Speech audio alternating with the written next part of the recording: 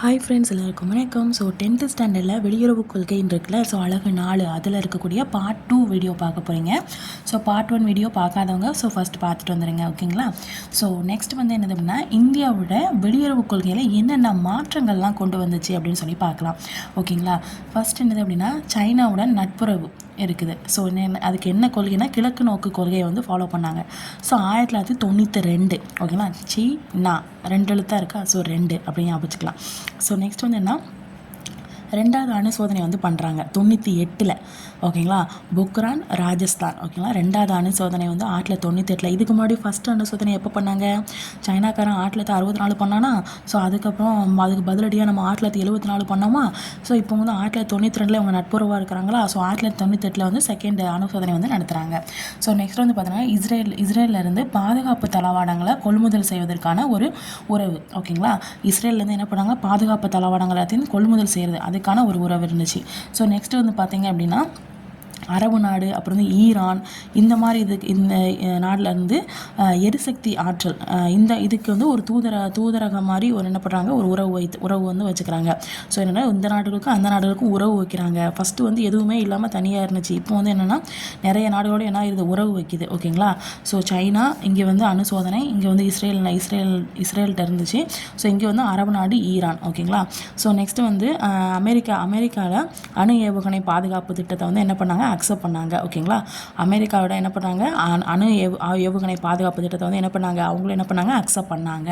So next பார்த்தீங்க அப்படின்னா, யார் அக்செப்ட் பண்ணாங்க, நம்ம இந்தியா என்ன பண்ணிப்பாங்க, ஓகே நீங்கள் அணு ஏவுகணை பாதுகாப்பு திட்டத்தை ஓகேன்னு சொல்லிட்டு அக்செப்ட் பண்ணுறாங்க. நெக்ஸ்ட் பார்த்தீங்கன்னா, சர்வதேச அணுசக்தி நிறுவனத்தில் ஈரானுக்கு எதிராக இந்தியா ஒரு என்ன பண்ண வாக்களிப்பு தந்துச்சு, ஓகேங்களா. யாருக்கு எதிராக, இது ஈரானுக்கு எதிராக இந்தியா வாக்களிப்பு கொடுத்துருக்கு, ஓகேங்களா. எதில் அப்படின்னா, சர்வதேச அணுசக்தி நிறுவனத்தில், ஓகேங்களா. ஸோ இந்த பாயிண்ட் என்னது, இந்தியாவில் வெளியுறவு கொள்கையில் சில மாற்றங்கள் ஏற்பட்டுச்சு, அந்த மாற்றங்கள் தான் இது, ஓகேங்களா. ஸோ நெக்ஸ்ட் பார்த்தீங்க அப்படின்னா, நம்மளோட India G20, IBSA, bricks, IBSA bricks, இதில் எல்லாத்துலையும் என்ன ஜாயின் பண்ணிவிட்டு, இதில் என்னதுன்னா உலக குழுக்கள், ஓகேங்களா. இதில் என்ன ஆகுதுன்னா, இந்தியாவும் இப்போ என்ன ஆகிடுச்சு, ஜாயின் ஆகிட்டு 21ஆம் நூற்றாண்டில் பார்த்தீங்க அப்படின்னா, இந்தியா மறுபடியும் அகைன் என்ன ஆகுது, மீண்டு எழுந்து வருது, ஓகேங்களா. ஸோ நெக்ஸ்ட் பார்த்தீங்கன்னா, இந்திய வெளியுறவு கொள்கையுடைய, ஓகேங்களா, இந்திய வெளியுறவு கொள்கையுடைய ஃபஸ்ட்டு பணி என்னது அப்படின்னா, நம்மளுடைய இந்தியாவில் உள்நாட்டில் நம்ம மாற்றத்தை கொண்டு வரணும் அப்படின்னு சொல்லி நினச்சா, அதே மாதிரி மாற்றத்தை ஏற்படுத்தினாங்க, ஓகேங்களா. ஸோ நெக்ஸ்ட் பார்த்தீங்க அப்படின்னா, இந்திய வெளியுறவு கொள்கையுடைய அடிப்படை கருத்துக்கள் என்னென்னு சொல்லி பார்க்கலாம், ஓகேங்களா. ஒன்று என்னது, ஆஸ் யூஷுவல் சொன்ன மாதிரி நலனை பாதுகாக்கிறது, அப்புறம் அமைதியாக இருக்கிறது, ஆயுதங்கள்லாம் கம்மி பண்ணணும். ஏன்னா இன்னும் ஆயுதங்கள் அதிகமாக இருந்துச்சுன்னா போர் அதிகமாக பண்ண தோணும். அந்த ஆயுத குறைப்புனா என்னது, மறைமுகமாக சொல்கிறாங்க, போர் எதுவுமே இல்லாமல் அமைதியாக இருக்கணும் அப்படிங்கிற மாதிரி. பிற நாடுகளோட என்ன பண்ணணும், நல்ல உறவு வச்சுக்கணும். சர்வதேச விவகாரத்தை சமத்துவமாக தான் நினைக்கணும். ப்ராப்ளம்ஸ் எல்லாத்தையும் என்ன பண்ணணும், சால்வ் பண்ணணும் அமைதியான முறையில். அதுக்கப்புறம் அணிசர கொள்கையின்படி சுதந்திரமான சிந்தனை செயல்பாடோடு இருக்கணும் அப்படின்னு சொல்லி சொல்கிறாங்க. ஸோ இதுதான் அவருடைய அடிப்படை, நம்மளுடைய இந்திய வெளியுறவு கொள்கையுடைய அடிப்படை கருத்துக்கள். இவங்க போர் எதுவும் வேண்டாம், அமைதியாகவே இருப்போம், அமைதியாகவே சால்வ் பண்ணுவோம் இப்படிங்கிற மாதிரியே நினச்சிக்கிட்டே இருப்பாங்க. ஸோ நெக்ஸ்ட் படை வலிமை குறைப்பு கொள்கை அப்படின்னு சொல்கிறாங்க. ஐநா என்ன பண்ணுது அப்படின்னா, இந்த படை வலிமை குறைப்பு அப்படிங்கிற ஒரு திட்டத்தை இது பண்ணுறாங்க. அதுக்கு இந்தியா என்ன பண்ணுது, ஆதரவு அளிக்குது. ஏன்னா இந்தியாவுக்கு தான் ஆசை, ஏன்னா இந்த ஆயுதங்கள் இந்த மாதிரிலாம் எதுவுமே யூஸ் பண்ணக்கூடாது அப்படிங்கிற மாதிரி தான் ஆசை, ஓகேங்களா. ஸோ ஐநா இப்படி சொன்னோன்னே இந்தியாவும் என்ன பண்ணுது, ஆதரவு தெரிவிக்குது. 1974, 1998 இதில் அணு சோதனை நடந்துச்சு. நம்ம இதுக்கு முன்னாடி பார்த்தோம்ல, சைனாவுக்கு அடுத்து சைனா 64, இவங்க 74. அதுக்கப்புறம் அகைன் 2வது அணு சோதனை 1998 இந்தியா பண்ணிச்சு, பொக்ரானில், ராஜஸ்தானில். இந்த மாதிரி நடவடிக்கைகள் எல்லாமே என்ன பண்ணுன்னா செய்யப்பட்டுச்சு அப்படின்னு சொல்கிறாங்க. ஸோ நெக்ஸ்ட் பார்த்தீங்க அப்படின்னா, இந்தியாவோட அணுக்களுடைய மைய கருத்து 2 இருக்கான். என்னது அப்படின்னா, முதல்ல பயன்படுத்துறது கிடையாது, 2வதுனா குறைந்தபட்சம், அப்புறம் நம்பகமான தற்காப்பு திறன். தற்காப்புக்காக முதல்ல என்ன சொல்கிறாங்கன்னா, இந்த அணு ஆயுதங்கள்லாம் ரெடி பண்ணாங்களே இந்தியா. ஸோ அவங்க நாங்கள் என்ன சொல்கிறோம், ஃபஸ்ட்டு நாங்கள் இதை யூஸ் பண்ண மாட்டோம் அப்படிங்கிறாங்க.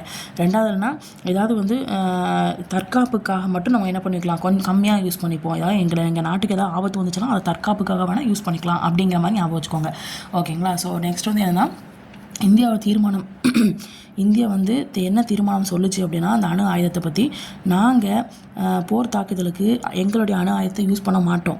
ஓகேங்களா? அது மட்டும் இல்லாமல் மற்ற கண்ட்ரி எங்களுக்கு ஆப்போசிட்டில் இருக்கிற கண்ட்ரிக்கு வந்து அவங்கள அழிக்கிறதுக்காக நாங்கள் அந்த அணு ஆயுதத்தை யூஸ் பண்ண மாட்டோம் அப்படின்னு சொல்லிட்டாங்க. ஓகேங்களா? ஸோ நெக்ஸ்ட் வந்து பார்த்திங்க அப்படின்னா, இந்தியா அமெரிக்கா அணுசக்திக்கு ஒரு ஒப்பந்தம் மாதிரி பண்ணுறாங்க. ஓகேங்களா? இந்திய வெளியுறவு கொள்கையுடைய முன்னேற்றம் இதுதான் என்னதுன்னா, இந்திய வெளியுறவு கொள்கையுடைய ஒரு முன்னேற்றம் அப்படின்னு சொல்கிறாங்க. ஆமாம், முந்தி எப்படி இருந்துச்சு, இப்போ எந்த லெவலுக்கு வந்திருக்கு. ஸோ இது முன்னேற்றம் தானே.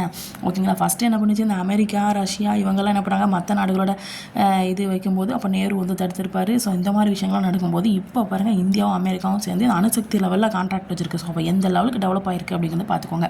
ஸோ நெக்ஸ்ட் வந்து சார்க் அப்படின்னு சொல்கிறாங்க, தெற்காசிய நாடுகளுடைய பிராந்திய கூட்டமைப்பு. ஓகேங்களா? இது வந்து south Asian associations for regional cooperation அப்படின்னு சொல்கிறாங்க. ஓகேங்களா? ஸோ நெக்ஸ்ட் வந்து பார்த்திங்கன்னா, இந்த சார்க் நாடுகளில் என்னென்ன நாடுகள்லாம் இருக்குதுன்னு பார்க்கலாம். ஆப்கானிஸ்தான், பாகிஸ்தான், இந்தியா, நேபாளம், பூட்டான், நெக்ஸ்ட்டு வந்து வங்காளதேசம், இலங்கை, அப்புறம் மாலத்தீவு இது எல்லாமே இருக்குது. ஓகேங்களா?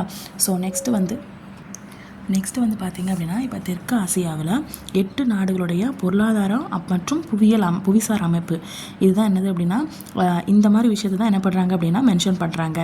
ஓகேங்களா? ஸோ நெக்ஸ்ட் வந்து இதோடைய நோக்கம் என்னது அப்படின்னா, அந்த 8 நாடுகள் தான் இது. ஓகேங்களா? ஸோ அப்போ அதோடைய நோக்கம் என்னன்னு சொல்லி பார்த்தீங்க அப்படின்னா, பொருளாதாரத்தை ஊக்குவிக்கணும். ஓகேங்களா? ஒவ்வொரு நாட்டுடைய பொருளாதாரத்தை ஊக்குவிக்கணும். நெக்ஸ்ட்டு வந்து கூட்டு தன்னிறைவோடு இருக்கணும். ஓகேங்களா? அந்த நாடுகளுக்கு இடையில என்ன இருக்கணும், கூட்டு தன்னிறைவோடு இருக்கணும். நெக்ஸ்ட் வந்து சமூக பண்பாடு இந்த மாதிரி விஷயத்தில் மேம்படுத்தணும், விரைவுபடுத்தணும். இந்த மாதிரி விஷயங்கள்லாம் என்ன பண்ணாங்க, இந்த கூட்டமைப்பில் வந்து அதோடைய நோக்கமாக இருந்துச்சு.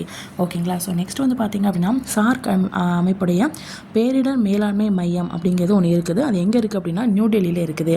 ஓகேங்களா? எங்கே இருக்குது, நியூ டெல்லி. ஓகேங்களா? சார் அப்படின்னா நியூவாக இருக்குல்ல, ஸோ நியூ டெல்லி. ஓகேங்களா? இது வந்து இதில் யார் இருக்குது அப்படின்னா, மேலாண்மை வல்லுநர்கள் எல்லாமே இருப்பாங்க. ஓகேங்களா? இப்போ ஐஎஸ்ஆர்ஓன்னு சொல்லி படிச்சிருப்பீங்க. இது வந்து என்னது அப்படின்னா, சார்க் பிராந்தியத்துக்கான தேவையான செய்தி தொடர்பு, அப்புறம் இந்த வானிலை ஆய்வுக்காக ஏதாவது வந்து இந்த மாதிரி விஷயத்துக்காக என்ன பண்ணுவாங்க, அந்த ஐஎஸ்ஆர்ஓ அப்படிங்கிறது வந்து இருக்கும். ஸோ நெக்ஸ்ட் வந்து சார்க் அப்படிங்கிறது வந்து செயற்கைக்கோளை வந்து செலுத்த உள்ளது அப்படின்னு போட்டிருக்காங்க. ஸோ நெக்ஸ்ட் வந்து பார்த்திங்க அப்படின்னா, வெளியுறவு கொள்கை பார்த்திங்க அப்படின்னா, மற்ற நாடுகளோட நம்ம ஆஷிஷல் சொன்னதான், மற்ற நாடுகளோட உறவை பேணுறதுக்காக இந்த வெளியுறவு கொள்கை வந்து இதாகுது. அது மட்டும் இல்லாமல் இது வந்து ஒரு நாட்டால் வடிவமைக்கப்பட்ட ஒரு உத்தி கலவை அப்படின்னு சொல்கிறாங்க. ஏன்னா இது வந்து ஒரு ராஜதந்திரம் மாதிரி தானே. ஏன்னா தன்னோட நாட்டை டெவலப் பண்ணணும் அப்படிங்கிறதுக்காக மற்ற நாடுகளோட உறவு வச்சுக்கிறது. ஸோ அப்போ வந்து இது வந்து ராஜதந்திரம் மாதிரி தானே. ஸோ அதனால தான் சொல்கிறாங்க ராஜதந்திரம் அப்படின்னு சொல்கிறாங்க. அதாவது வெளியுறவு கொள்கைக்கு சூழலுக்கு தகுந்த மாதிரி நம்மளுடைய செயல்படுத்துறதுக்கான ஒரு கருவி அப்படின்னு சொல்கிறாங்க அந்த வெளியுறவு கொள்கை. ஓகேங்களா? ஸோ நெக்ஸ்ட் வந்து பார்த்திங்க அப்படின்னா, இது கிட்டத்தட்ட எப்படின்னா, இப்போ வந்து பஸ்ஸில் போய்கிட்டு இருக்கீங்க. பஸ்ஸில் போயிட்டு இருக்கும்போது உங்கள் பக்கத்தில் வந்து நிறைய ஒரு மோசமானவங்களாம் இருக்காங்கன்னு வச்சுக்கோங்க. நீங்கள் பக்கத்தில் இன்னொரு ஒரு போலீஸ் வர இருக்காங்க, அவங்க லேடிஸு, நீங்களும் லேடி, பின்னாடி இருக்கவங்க மோசமானவங்களாக இருப்பாங்க. நீங்கள் என்ன பண்ணுங்க, அந்த லேடிஸோட பேசிகிட்டே இது பண்ணிட்டீங்க அப்படின்னா உங்களுக்கு அவங்க பாதுகாப்பு கொடுப்பாங்க. அப்படி தானே? ஸோ அவங்கக்கிட்ட தான் உன்னை காப்பாற்றுவாங்க. கிட்டத்தட்ட அது மாதிரி தான். நீங்கள் ஒரு நாடு, அந்த போலீஸ் வந்து ஒரு நாடு, ஆப்போசிட்டில் இருக்காங்க அந்த கேட்டவங்க.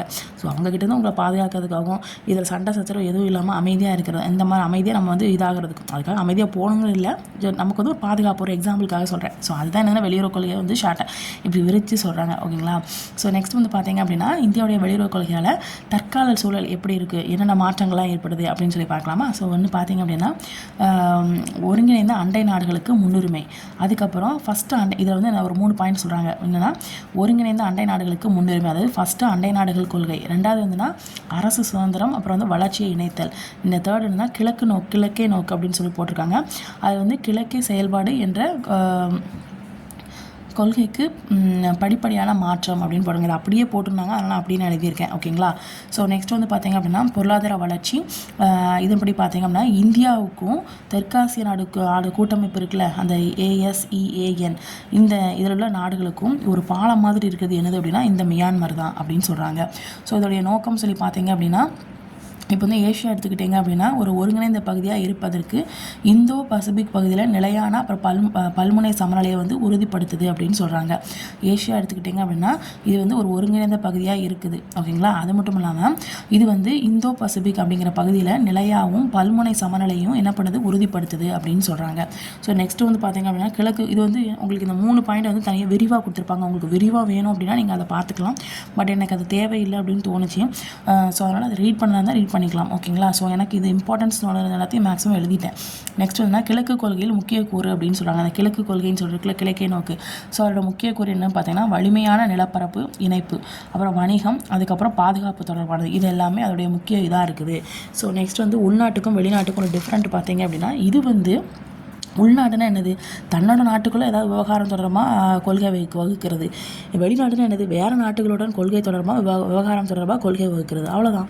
அது உள்நாட்டு விவகாரம்லாம் என்னென்ன, உள்நாட்டு விவகாரம்னா என்னென்னது, இங்கே வெளிநாட்டு விவகாரம்னா என்னென்னு கொடுத்துருக்காங்க. சமூக நலம், சுகாதாரம், கல்வி, குடியல் உரிமை, பொருளாதார விவகாரம், சமூக பிரச்சனை, இந்த மாதிரி வச்சு ஒரு கொள்கைகள்லாம் வகுத்து அதை அந்த உள்நாட்டு கொள்கையாக ஃபாலோ பண்ணுறது. இது வந்து பார்த்திங்கன்னா வணிகம், அரசு சுதந்திரம், அரசு தந்திரம், தடுப்பு நடவடிக்கை, பாதுகாப்பு, உளவுத்துறை, உலகளாவிய சூழல், இதெல்லாமே வெளிநாட்டு விவகாரம். ஓகேங்களா? ஸோ நெக்ஸ்ட் வந்து பார்த்திங்க அப்படின்னா வழிகாட்டும் சக்தியாக இந்தியா அப்படின்னு சொல்கிறாங்க. இந்தியா வந்து G20 மாநாடும் சரி, கிழக்காசிய உச்சி மாநாடும் சரி, பிரிக்ஸும் சரி, இது எல்லாத்துலேயும் ஒரு உறுப்பு நாடாக வந்து நம்ம இந்தியா இருக்குது. அப்படின்னா என்னென்னா, இந்தியா வந்து ஒரு வேகமாக வளர்ந்து வரக்கூடிய ஒரு மிகப்பெரிய பொருளாதாரத்தை வந்து கொண்டு இருக்குது அப்படின்னு சொல்கிறாங்க. இதன் மூலமாக இதுக்கு உதாரணமாக கண்டுபிடிக்கலாம் அப்படின்னு சொல்கிறாங்க. நெக்ஸ்ட் வந்து ஐநா சபையில், பாதுகாப்பு சபையில் ஒரு நிரந்தர உறுப்பாக வந்து இருக்குன்னு ஆசைப்படுது அப்படின்னு சொல்கிறாங்க. இந்தியா வந்து விரும்புது அப்படின்னு சொல்கிறாங்க. ஸோ நெக்ஸ்ட் வந்து பார்த்திங்க அப்படின்னா உலகத்திலே செகண்ட் மிகப்பெரிய மக்கள் தொகை கொண்ட நாடாக, அதுவும் மக்களாட்சி நாடாக, வேகமாக வளர்ந்து வரக்கூடிய நாடாக நம்மளுடைய நாடு தான் இருக்குது அப்படின்னு சொல்கிறாங்க. அதில் லாஸ்ட்டாக ஒன்று சொல்லி முடிக்கிறாங்க. சர்வதேச விவகாரங்களில் நம்மளுடைய இந்தியா வந்து நிரந்தர நண்பனும் கிடையாது, நிரந்தர பகைவனும் கிடையாது. எங்களுக்கு எல்லாமே நலன்கள், மற்ற மக்களுடைய நலன்கள், நாட்டுடைய நலன்கள், அது மட்டும்தான் நிரந்தரம், மற்ற எதுவுமே நிரந்தரம் கிடையாது அப்படின்னு சொல்லி இந்த ஒரு வெளியுறவு கொள்கை வந்து இந்தியா என்ன பண்ணுதான், ஃபாலோ பண்ணுது அப்படின்னு சொல்கிறாங்க. ஓகேங்களா? இதோட உங்களுக்கு வந்து வெளியுறவு கொள்கை 4th லெசனில் 10th ஸ்டாண்டர்டில் பாலிட்டியில் ஃபினிஷ் ஆகிட்டு. ஓகேங்களா? ஸோ நல்லபடியாக படித்து முடிச்சிருங்க. நோட்ஸ் எழுதி வச்சுக்கோங்க, படித்து முடிச்சிருங்க. ஓகேங்களா? ஒரு புக்கை ரிவைஸ் பண்ண வந்தாலும் பண்ணிக்கோங்க. ஓகேங்களா? பாய்.